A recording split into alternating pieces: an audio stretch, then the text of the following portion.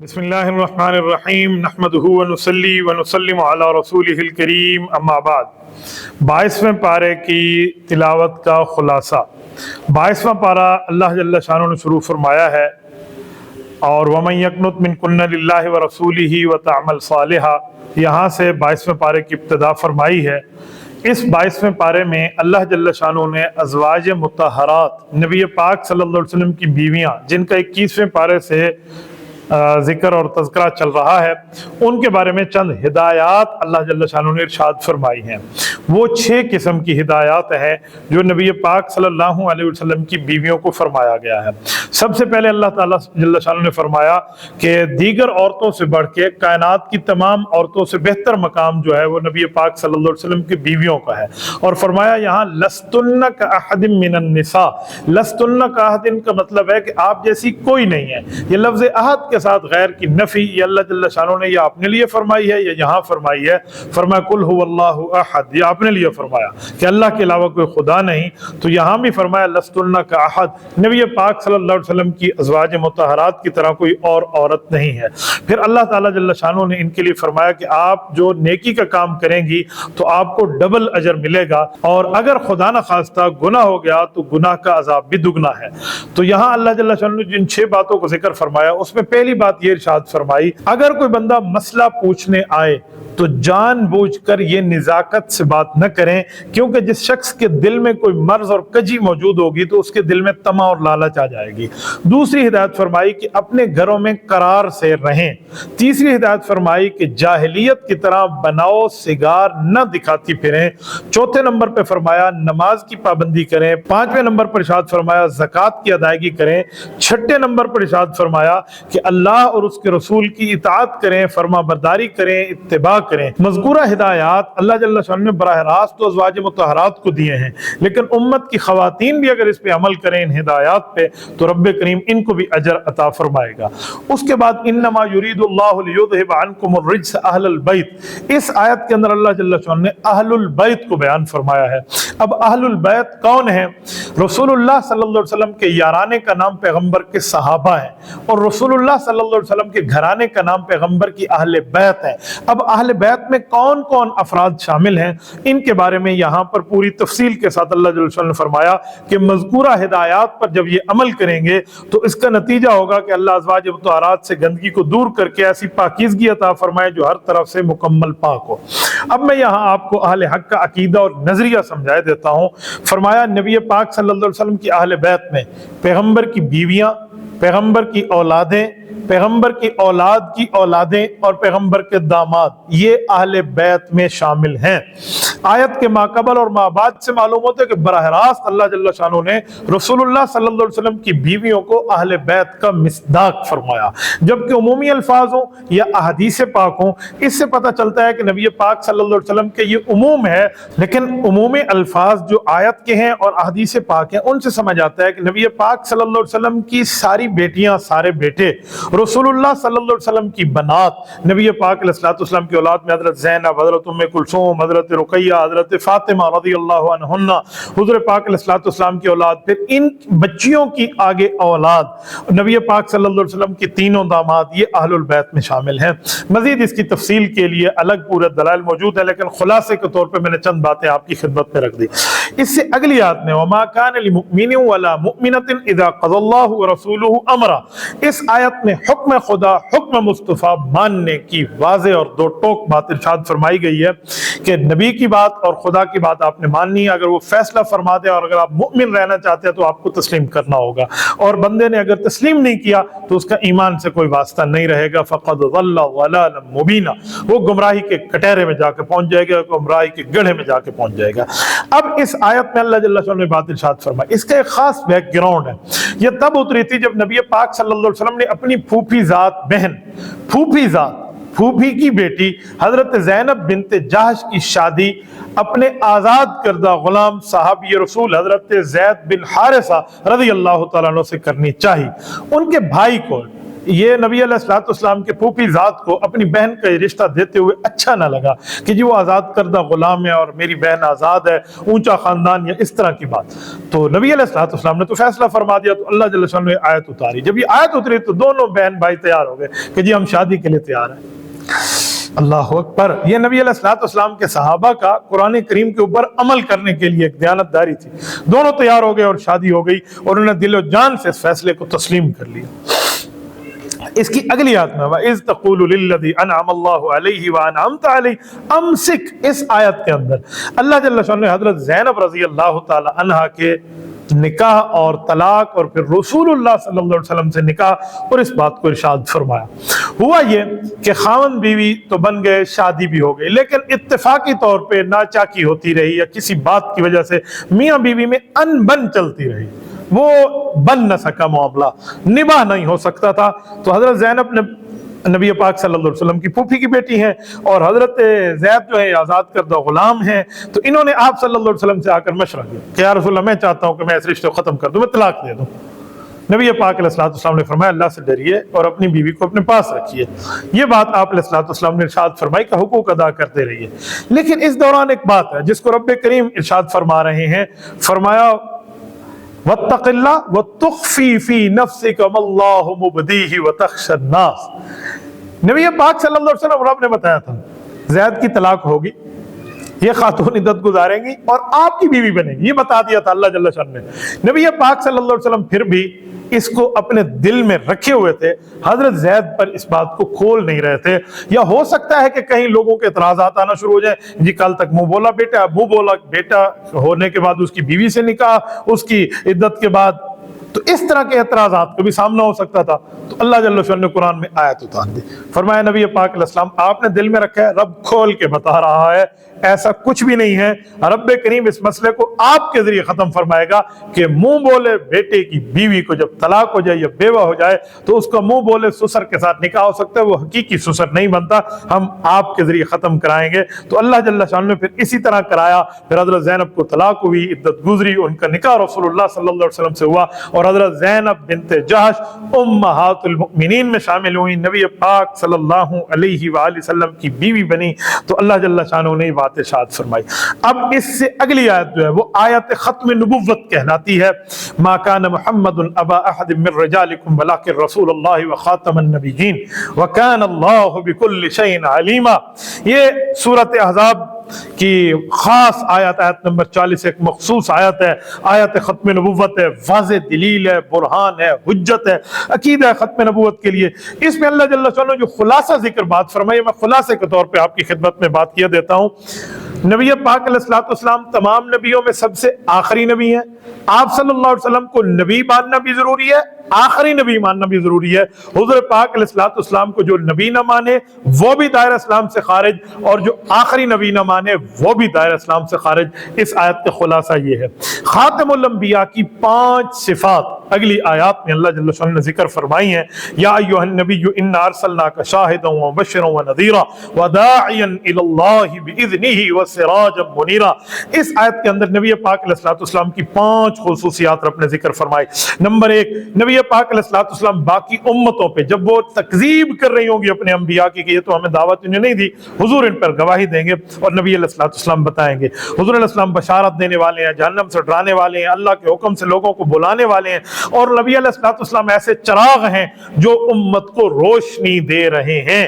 یہ 5 خصوصیات اللہ جل شانہ نے اس آیت میں ارشاد فرمائی.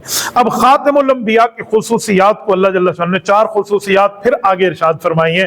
رسالت مآب علیہ الصلوۃ والسلام کی خانگی زندگی کے لیے، فیملی زندگی کے لیے، گھریلو زندگی کے لیے، نبی پاک علیہ الصلوۃ والسلام کی اس زندگی کے لیے بیان فرمایا. یا ایھا النبی انا احللنا لک ازواجک اللاتی آتیت اجورہن وما ملکت یمینک مما افاء اللہ علیک وبنات عمک. یہاں سے نبی پاک علیہ الصلوۃ والسلام کی خصوصیات خاتم الانبیاء ہونے کے خاطر بتائی جا رہی ہیں. فرمایا مال فے میں جو چیز میں رسول اللہ صلی اللہ علیہ وسلم کو فے کے اندر باندھی بطور ملکیت ملے گی وہ نبی پاک علیہ الصلوۃ والسلام کے لیے حلال ہے. حضور پاک علیہ الصلوۃ والسلام کی اس میں خصوصیت یہ ہے کہ آپ علیہ السلام تقسیم سے پہلے بھی جس باندھی کو چاہیں لے سکتے ہیں. پھر اس کے ساتھ نبی پاک علیہ السلام کے لیے فرمایا آپ علیہ الصلوۃ والسلام کی چچا کی بیٹیاں ہوں، پھوپھی کی بیٹیاں ہوں، ماموں کی بیٹیاں ہوں، खाला की बेटियां हों, वो नबी पाक अलैहिस्सलाम के लिए हलाल है, शर्त के साथ कि इन्होंने रसूलुल्लाह सल्लल्लाहु अलैहि वसल्लम के साथ हिजरत की हो। और फिर नबी अलैहिस्सलाम के लिए फरमाया कि ईमान वाली औरत अगर अपने आप को रसूलुल्लाह के लिए हिबा कर दे, हदिया कर दे, बतौर गिफ्ट पेश कर दे, तो नबी पाक अलैहिस्सलाम उससे निकाह कर सकते हैं, वो औरत भी नबुव्वत के लिए हलाल है। इससे अगली आयत में या अय्युहल्लज़ीना आमनू ला तदखुलू बुयूतन नबिय्यि इल्ला अन युअज़न लकुम, इस आयत के अंदर अल्लाह जल्ल शान जो बात इरशाद फरमाई, वो मसला भी इरशाद फरमाया जो आज के दौर में आपके और हमारे लिए बेहतर है। मैं इस आयत का खुलासा आपकी खिदमत में रख देता हूँ। रिसालत इमाम अलैहिस्सलाम का निकाह हुआ हजरत ज़ैनब बिन्त जहश के साथ। आप सल्लल्लाहु अलैहि वसल्लम ने उनका वलीमा फरमाया। जब वलीमा फरमाया तो लोगों को बुलाया। बाज लोग वक्त से पहले आ गए। जब वो पहले आए और अभी खाना तैयार नहीं हुआ था, ये आकर बैठ गए। रिसालत इमाम अलैहिस्सलाम का घर छोटा था तो इसमें तंगी की बुनियाद होने लगी कि अभी पर्दे का इंतजाम भी करें। तो बहरहाल नबी पाक सल्लल्लाहु अलैहि वसल्लम ने खाना लगा दिया, लोगों ने खाना खाया। खाना खाने के बाद कुछ हजरात वहां बैठ गए और आपस में बात करते रहे। रिसालत इमाम अलैहिस्सलाम को नागवार गुजरा कि उठकर बाहर तशरीफ ले जाएं, लेकिन वो उठते नहीं थे, वो बैठकर बात कर रहे थे। इस दौरान हुजूर पाक अलैहिस्सलाम उठकर बाहर आए नागवारी के तौर पे। उनको एहसास हुआ तो वो उठकर भी बाहर आ गए। इस आयत में अल्लाह जल्ल शानहू ने उन लोगों को हिदायत दी और 3 बातों का इरशाद फरमाया जिनको खाने पर बुलाया जाए सिर्फ वही लोग आए, बाकी ना आए। दूसरे नंबर पे खाने से पहले जाकर न बैठें कि मेजबान को आपके साथ मशगूल होना पड़ेगा। खाना खाकर चले जाया करें, वहां बैठे न रहें। इन आदाब की आपको रियायत करनी होगी। ये बात इरशाद फरमा दी। अगली आयत वमा कान लकुम अन तुज़ू रसूलल्लाह, इस आयत का खुलासा मैं आपकी खिदमत में रखता हूँ। ये अज़वाज मुतहरात नबी पाक सल्लल्लाहु अलैहि वसल्लम की बीवियां हैं। इनका रसूलुल्लाह सल्लल्लाहु अलैहि वसल्लम के बाद फ्यूचर प्लान में किसी का अगर इनके साथ निकाह करने की बात हो तो उसकी हुर्मत बयान कर दी गई, मना बयान फरमा दी गई और फरमाया गया कि अज़वाज मुतहरात से आपकी निकाह की हुर्मत साबित कर दी गई है, आप लोग इनसे निकाह नहीं करेंगे। यहाँ एक बात ज़हन में रखें, देखें गयूर आदमी हो, किसी वजह से उसकी बीवी से जुदाई हो जाए, तलाक हो जाए, कोई आम बंदा कोई और बंदा इद्दत गुजरने के बाद उससे निकाह करे तो तबान इस बंदे को भी तकलीफ होती है, लेकिन इसकी रियायत नहीं रखी गई कि खातून और अलग निकाह कर सकती है। इस जगह रिसालत इमाम अलैहिस्सलाम को खुसूसियत दी गई है कि रिसालत इमाम अलैहिस्सलाम की बीवियों से कोई बंदा नबी पाक अलैहिस्सलाम के बाद निकाह नहीं कर सकता। ये एजाज दिया है हुज़ूर पाक अलैहिस्सलाम को और नबी पाक सल्लल्लाहु अलैहि वसल्लम की बीवियों को कि तबान रिसालत इमाम को नागवार गुजरेगा, लिहाजा इस जगह इसकी रियायत रखी गई है। आगे या अय्युहन्नबिय्यु कुल लिअज़वाजिका व बनातिका व निसाइल मुमिनीन युदनीना अलैहिन्ना मिन जलाबिबिहिम ज़ालिका अदना अन युरफ़, इस आयत के अंदर पर्दे के अहकाम बताए गए हैं। अल्लाह जल्ल शानहू ने अपने पाक पैगंबर से फरमाया कि अपनी बीवियों, अपनी बेटियों, ईमान वाली औरतों से फरमाए वो पर्दा करें। इस आयत से पर्दे का हुक्म साबित हुआ है और ये हुक्म सिर्फ अज़वाज मुतहरात के साथ खास नहीं है, तमाम मुसलमान औरतों के साथ भी है कि जब भी वो घर से निकलें एक बड़ी चादर ले लें, ओढ़नी ले लें, बुरका ले लें जिससे उनकी जिस्म की साख्त छुप जाए, या बुरका और चादर दोनों का एहतमाम करें और इस पर्दे का ख्याल करना बड़ा जरूरी है। इसके बाद आगे इन्ना अरदना अमानत अला समावाति वल अर्द वल जिबाल, इस आयत के अंदर इंसान को जो एक अमानत का बोझ उठवाया गया है और बारे अमानत का हामिल बताया गया है। यहाँ पर फरमाया गया कि देखें अमानत से मुराद एक शरीयत हमने आपको दे दी, अकायद हैं, अमाल हैं, ये आपको दे दिए गए हैं। ये आसमान जमीन और पहाड़ भी नहीं उठा सकते थे, आपने उठाए हैं, तो लिहाजा नौ इंसानी ने उठाए हैं, इसको संभाल के रखें। यूं कहकर सूरत आज़ाब मुकम्मल हुई। 22वें पारे में सूरत सबा शुरू हुई, 22वें पारे में ही खत्म हुई। उसका खुलासा यहाँ कौम सबा का बयान है, तो उस सबा की बात को यहाँ जिक्र किया गया और इस सूरत का नाम सूरत सबा रखा गया। हजरत दाऊद अलैहिस्सलाम की कौम के बारे में यहाँ वलक़द आतैना दाऊद मिन्ना फज़ला, इस आयत के अंदर अल्लाह जल्ल शान ने हजरत दाऊद के बारे में बात इरशाद फरमाई कि हजरत दाऊद को हुस्न सौत मिली थी, खूबसूरत आवाज की खूबसूरती मिली थी, ऐसी प्यारी हसीन महजबीन दिल नशीन आवाज अल्लाह जल्ल शान ने इनको दी थी। जब ये उस आवाज से ज़ुबूर को तिलावत फरमाते थे, आसमान पे उड़ता हुआ परिंदा भी बैठ जाया करता था, पहाड़ों से उड़कर परिंदे इनके सामने मुसख्खर हो जाया करते थे।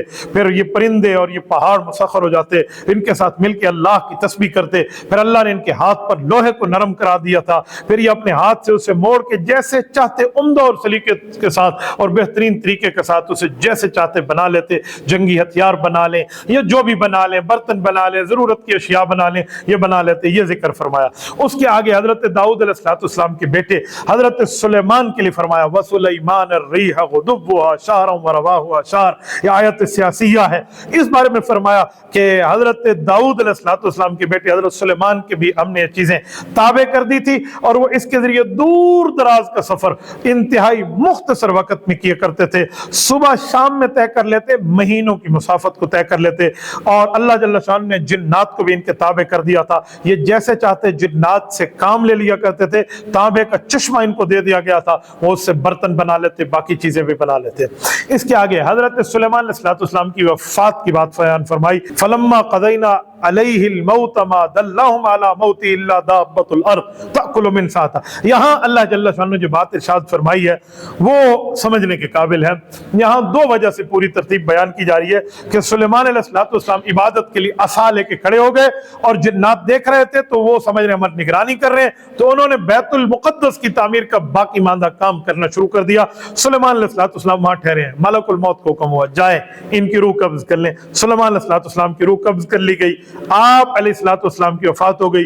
जिन्नात ये समझते रहे कि सुलेमान अलैहिस्सलाम सामने देख रहे हैं और हमारी निगरानी कर रहे हैं। वो काम में लगे रहे। वो जाके जब काम मुकम्मल हो गया उस वक्त अल्लाह जल्ल शान ने अब इन पर यह राज खोला ताकि दो बातों के मामलात बता दिए जाए। नंबर एक कि जिन्नात आलिमुल गैब नहीं है। आप जिन्नात को आलिमुल गैब लोग समझते हैं, जिन्नात आलिमुल गैब नहीं है। नंबर दो, ये बात इन पर जाहिर कर दी जाए कि बाकी मादा काम भी इनने पूरा कर लिया है। इसी वजह से कि इनको नहीं पता था कि उनकी वफात हो गई, तो रब ने दीमक को हुक्म दिया जाए और इनके आसा के ऊपर खाना शुरू कर दें। दीमक ने खाना शुरू कर दिया और दीमक के खाने की वजह से आसा कमजोर हुआ तो हजरत सुलेमान अलैहिस्सलाम नीचे तशरीफ ले आए। जैसे आसा टूटा आप नीचे जमीन पर गिर गए। तब जिन्नात को पता चला ओहो ये तो 1 साल गुजर गया और हमें तो पता ही नहीं चला कि वो वफात पा गए। तो उन्होंने कहा अल्लाह कानो यअलमूनल गैब, ऐ काश कि हम गैब के मामलात जानते तो आज इस तरह हम न फंसे होते। तो ये आयत ने यहाँ ये मसला बता दिया। यहाँ इस आयत से अल्लाह जल्ल शान ने कौम सबा का वाक़या बयान फरमाया। वलक़द कान लिसबइन फी मस्कनिहिम आया। अल्लाह जल्ल शान ने यहाँ कौम सबा के रहने की जगह के बारे में फरमाया। ये कहाँ था? ये मुल्क यमन का कैपिटल है, दारुल खिलाफा है, जिसको सनआ कहा जाता है। सनआ से कुछ फासले के ऊपर एक बस्ती थी, मारिब उस बस्ती का नाम है। वहां ये कौम आबाद है, एक बड़ा शहर है।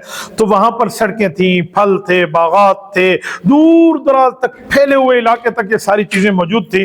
तो पहाड़ों के दरमियान एक खास शहर आबाद था। तो यहाँ बादशाहों ने पहाड़ों के अंदर एक डैम बना रखा था और वो डैम मजबूत पानियों का था और वहां बारिशों का पानी का जखीरा जमा हो जाता, बाकी पानी जमा हो जाता, उससे फायदा उठाते। इन लोगों ने अल्लाह जल्ल शानुहु की नाफरमानियों करना शुरू कर दिया और नेमतों की नाकदरी शुरू कर दी और इस हद तक इन लोगों ने नाकदरी की कि रब्बे करीम ने इनको अजाब में मुब्तला किया। क्या हुक्म किया? फरमाया डैम के अंदर जाओ। चूहों को हुक्म किया, चूहे गए और डैम को जाके खोखला करने शुरू कर दिए। उनने उसके बंद को तोड़ा और तबाही और बर्बादी मच गई, तूफान आ गया और अल्लाह जल्ल शान ने यहाँ ये बात इरशाद फरमाई।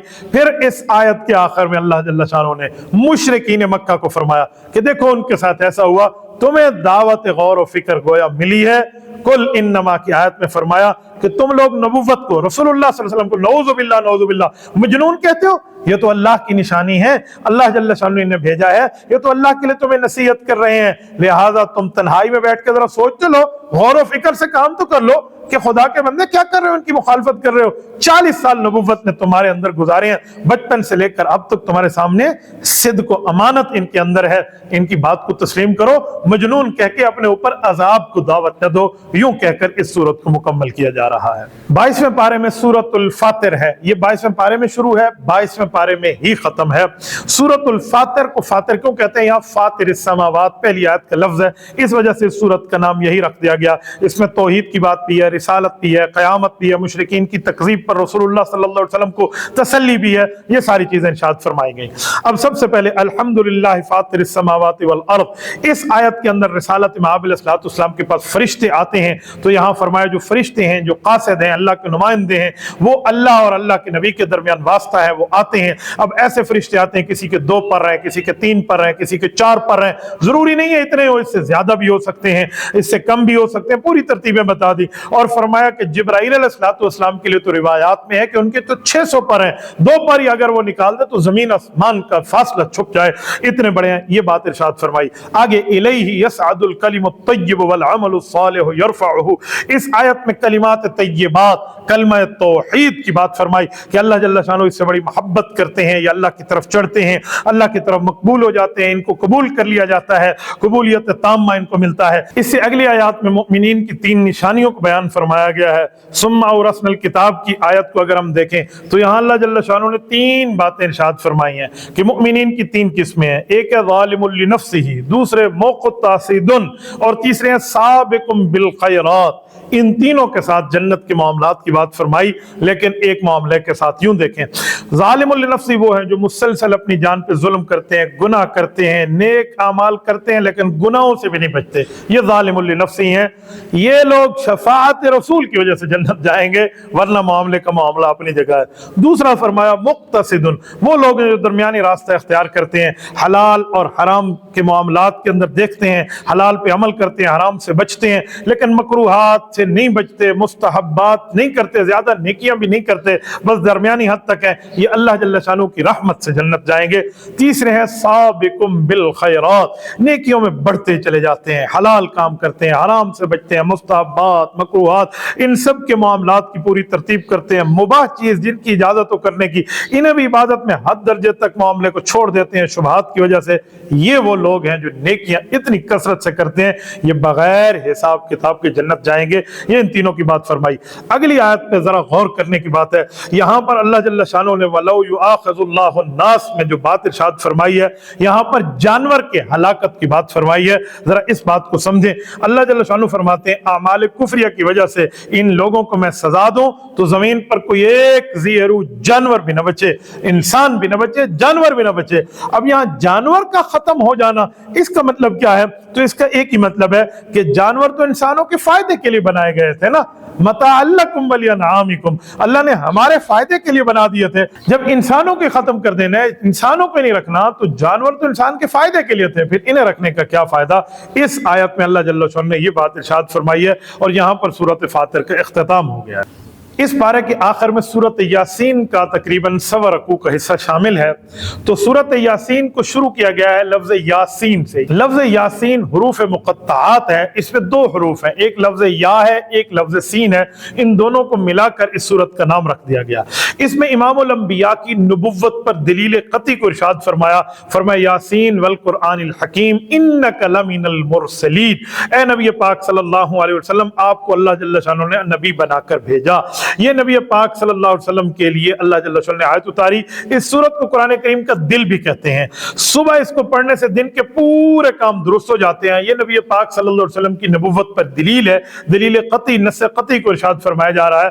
اللہ تعالیٰ بذات خود حکمت سے لبریز قرآن کریم کی قسم فرما رہے ہیں کہ اے میرے محبوب، یقیناً آپ پیغمبروں میں ہیں۔ پھر اس سے آگے چل کے اللہ جل شانہ نے نبی پاک صلی اللہ علیہ وسلم کے فرائض منصبی کو بیان فرمایا کہ آپ لوگوں کو ڈرائیں گے جن کے باپ داداؤں کو پہلے نہیں ڈرایا گیا، مراد اہل مکہ اور اس کے مضافات کے لوگ ہیں۔ حضرت ابراہیم اور اسماعیل علیہ السلام کے بعد یہاں کوئی نبی مبعوث نہیں ہوا، لہٰذا انہیں آپ ڈرائیں۔ پھر آگے چل کے 3 رسولوں کا اللہ جل شانہ نے یہاں قصہ بیان فرمایا، وَضْرِبْ لَهُمْ مَثَلًا أَصْحَابَ الْقَرْيَةِ إِذْ جَاءَهَا الْمُرْسَلُونَ۔ اس آیت میں اللہ جل شانہ نے جو بات ارشاد فرمائی ہے وہ نبی پاک صلی اللہ علیہ وسلم کی رسالت کا بیان اور آپ سے پہلے 3 رسولوں کا قصہ۔ قرآن کریم نے صراحت کے ساتھ نہ یہاں بستی کا نام لیا نہ رسولوں کا نام لیا، البتہ بعض روایات سے پتہ چلتا ہے کہ روم کا علاقہ انطاکیہ، آج کل کہتے ہیں کہ یہ ترکیہ کا حصہ ہے، تو وہ جگہ جو ہے یہ جگہ مراد ہے۔ یہاں پر 3 انبیاء کو مبعوث کیا گیا،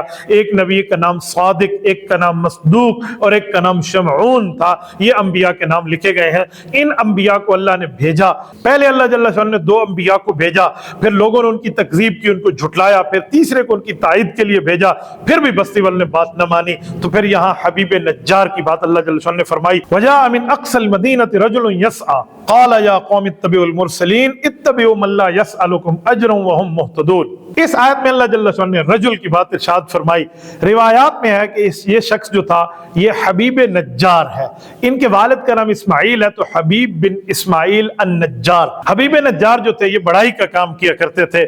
اللہ جل شانہ نے ان کے بارے میں فرمایا کہ ان نے رسول کی دعوت پر، تمام رسول کی دعوت پر جتنے آ چکے تھے لبیک کہا تھا، ایمان قبول کر لیا تھا۔ یہ شہر والوں کے بارے میں جب خبر سنتے کہ ان نے انبیاء کی تکذیب کر دی، یہ دوڑتے ہوئے آئے، ان کو آ کر سمجھایا اللہ کے بندو کیا کرتے ہو، خدا سے ڈرو۔ بڑے طریقے سے، بڑی ترتیب کے ساتھ، احسن انداز میں ان کو سمجھایا کہ رسولوں کی بات مان لو، پر شاطر قوم نے ان کے ساتھ زیادتی کی اور انہیں شہید کر دیا۔ یہاں پر اس پارے کا اختتام ہو جاتا ہے۔ اس سے اگلا معاملہ انشاءاللہ 23ویں پارے میں ہوگا۔ جزاکم اللہ تعالی وآخر دعوانا ان الحمد للہ رب العالمین۔